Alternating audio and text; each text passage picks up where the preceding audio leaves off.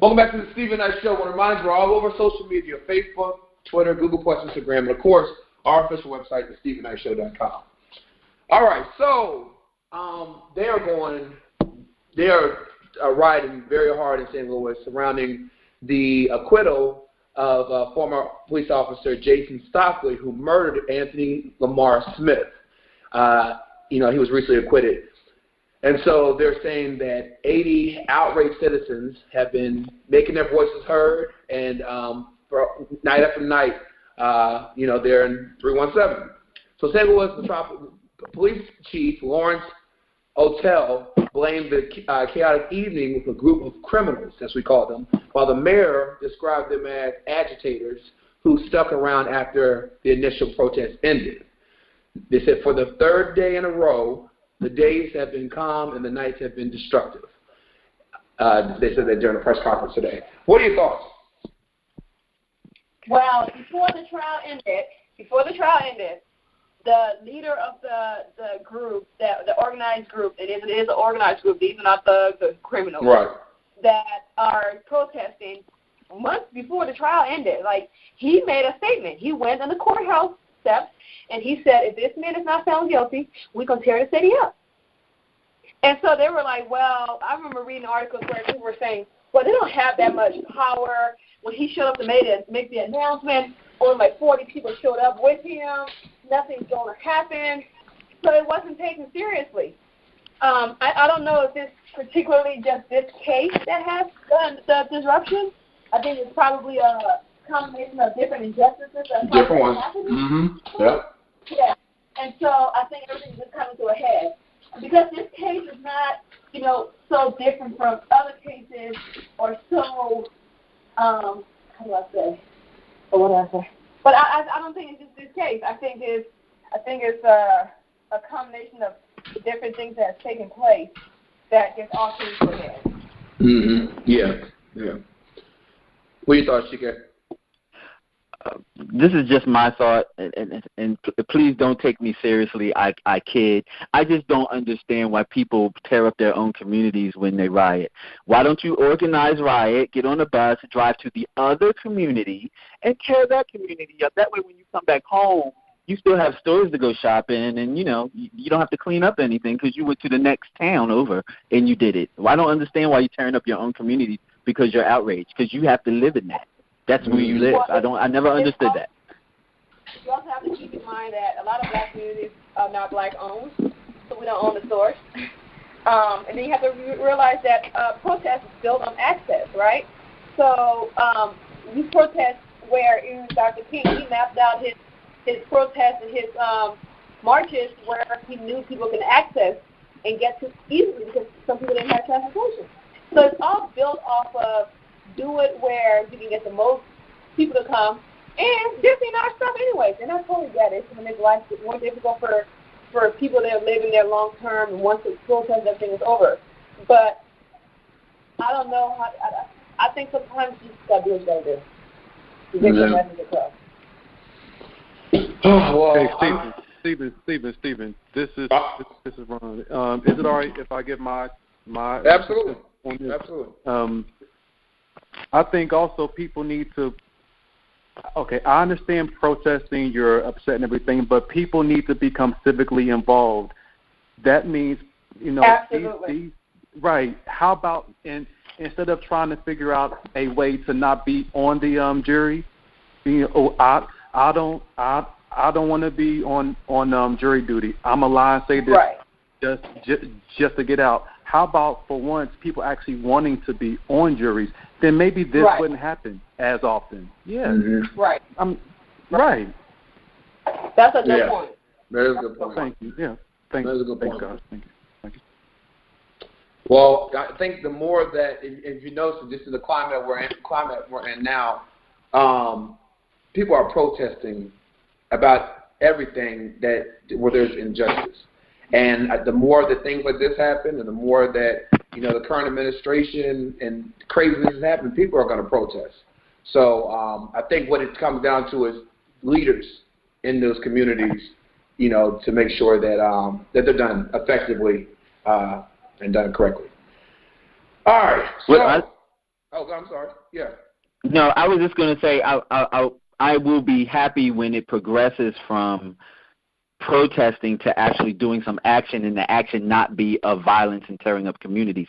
Let the action be your dollars, because that's what actually speaks. Stop going out here buying these iPhones. Stop going out here and buying the Timbs or buying whatever it is that everyone buys and contributing to. Put a halt on it, because you'll cease everything quick if you hold your dollars. Right, yeah. Mm-hmm. Well said. Well said. Well, on a lighter note, the Emmys were last night, and I mean, it was a good day for African Americans. Donald Glover won twice. Lena Waithe, I think I said her name right, she made history. And then Sterling K. Brown, This Is Us, he stole the show with an epic acceptance speech. Now, a lot of people it went viral. Issa Rae, star and creator of Insecure, she was interviewed on the red carpet, and they asked her, who was she going for?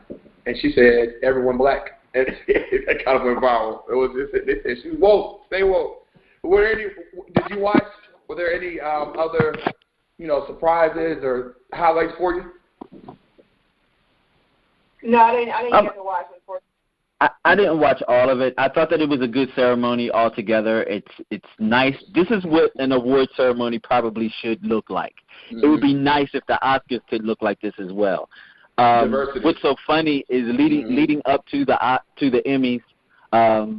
I, for whatever reason, I was on YouTube and I got hooked into a Monique loop of interviews with Monique and her husband, because they have a talk show, right. And she was pretty much talking about like her whole situation and all the stuff that she went through after Precious and leading up to now. And in various interviews, she would touch on different things. And one of the things that she talked about was the diversity part, and how we can get the roles, but we're not getting paid enough for the roles. Right. We can get the roles, but we're not getting the accolades that we deserve for them. So, like, you could have an Oscar award winner after an Oscar be offered a role, and you get paid $300,000 to play the role, but if someone had been Caucasian getting the role after, they get paid 1.5. Mm-hmm. There's a difference in scale pay as well. So the fight is still being fought. Regardless of how many faces you see on the screen and how many trophies they get, there's still a level of disrespect that's happening. Right. And a lot of people aren't willing to talk about it because they want to play the game so they can fight another day. Mm-hmm. When she's saying that what happened with her was she just spoke up. She wasn't willing to, eat crow to fight another day. She's speaking up now because she remembers when she was younger and she wanted to go to Hollywood. She's just cluing people on Hollywood is not the place that you think that it is. And it's not so much the place, it's the people in it. Right, yeah. All right. Well, congratulations to all the winners. You can see a full list of the winners on our website, Stephen Knight Show. All right, .com. All right, so Sheriff David Clarke recently made yet another statement that got him pretty much dragged on social media. Now, he was considered to be Homeland Security. He was considered for the Homeland Security position, but he turned it down. And recently he resigned as the sheriff of Milwaukee County. Well, he came out against Kaepernick on Twitter and said, when I see Kaepernick in the hood mentoring young black males and making better lifestyle choices, then I would know his sincerity, and called him an opportunist. What are your thoughts? Calling kettle. That's what I'm going to say. He is the pot. Right. He has the nerve to say somebody is an opportunist. This man is the epitome of an opportunist. He is. Right. He is. Right. Classic opportunist. Mm-hmm. Mm-hmm. And he's speaking on something that he doesn't even really know about. Obviously, he hasn't even taken the time to really do his research. You know how many organizations this man have in the hood? Right. Educate black men. Not only does he educate black men on their options as far as it not just being sport, but education and other avenue of being successful. You have organizations that educate black men on how not to be killed by police. Yeah. That's where we are now.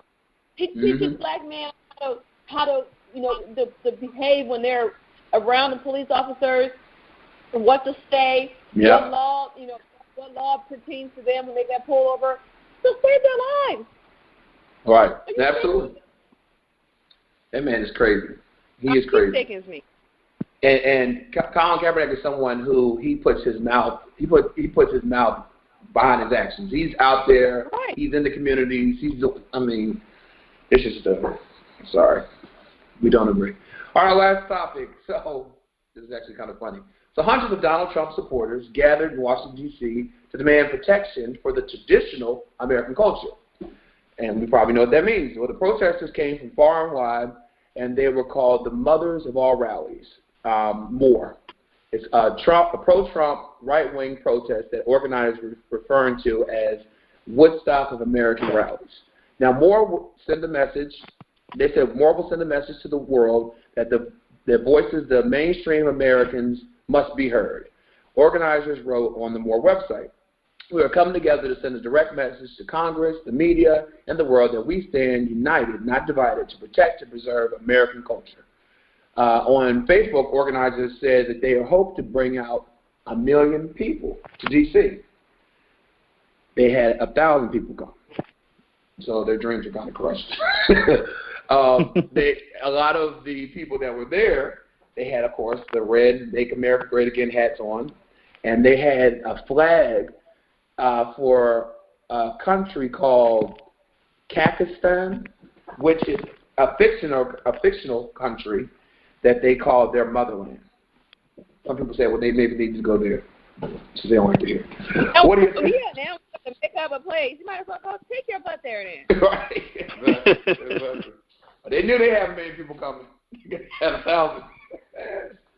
I thought that was funny. But isn't that always the case with them? It's always we had more than what was really there. Record numbers, no. Lord have mercy. Bless us all. Well, listen, thank you so much for Hot Topics. I know Chike and Aaron will be down for their segment. Ms. Parker, have a great week, and we'll talk next Monday, okay? All right, have a good one, guys. All right. See ya.